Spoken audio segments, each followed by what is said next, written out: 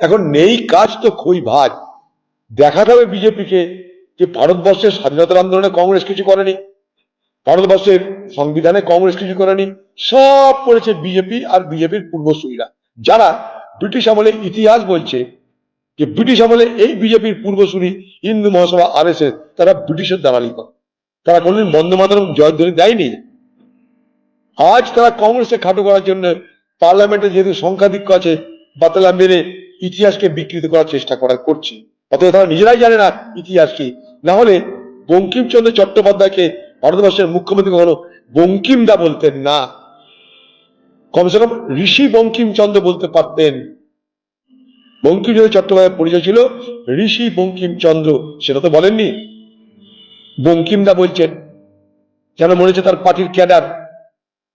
এইভাবে অপমান কেন? যা বলতে জানে না বলবেন না, বলবার সময় জেনে ভালো করে জেনে বলবেন, এটা তো হওয়া উচিত। এটা একটা অপমান আমি মনে করি।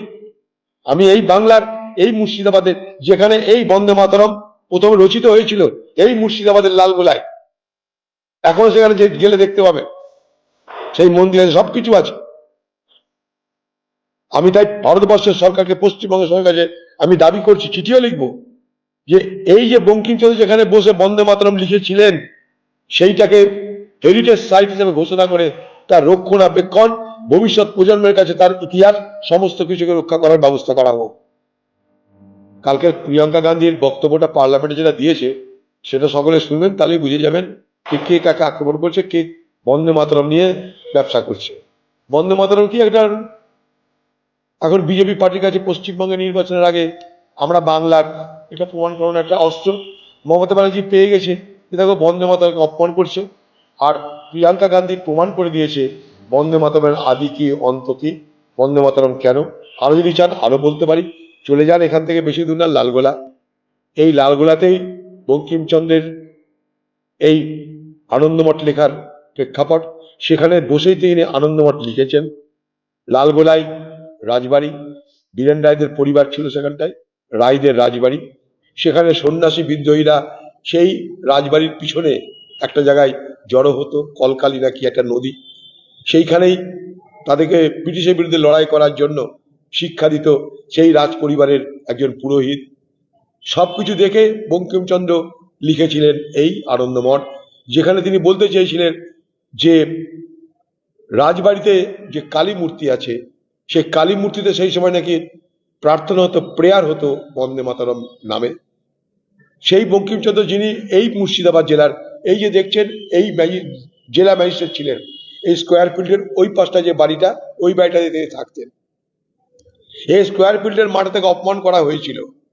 তিনি যাচ্ছিলেন এই তার বাংলোতে যাচ্ছিলেন মাঠ ধরে পালকিতে চেপে, ব্রিটিশরা ক্রিকেট খেলছিল, তারা তাকে যেতে দেয় না, তাকে অপমান করে।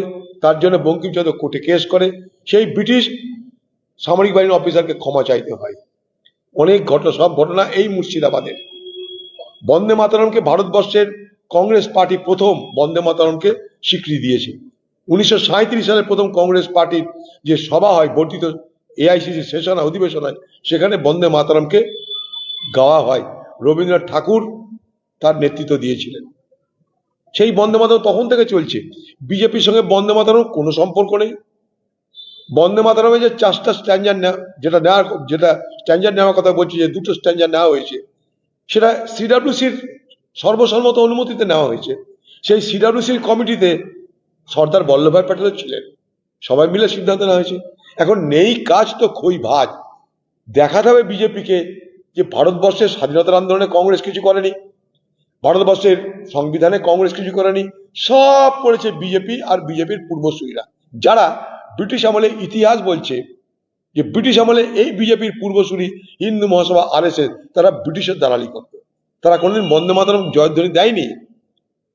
আজ তারা কংগ্রেসকে খাটো করার জন্য পার্লামেন্টে যেহেতু সংখ্যাধিক্য আছে বাতলা মেরে ইতিহাসকে বিকৃত করার চেষ্টা করছে।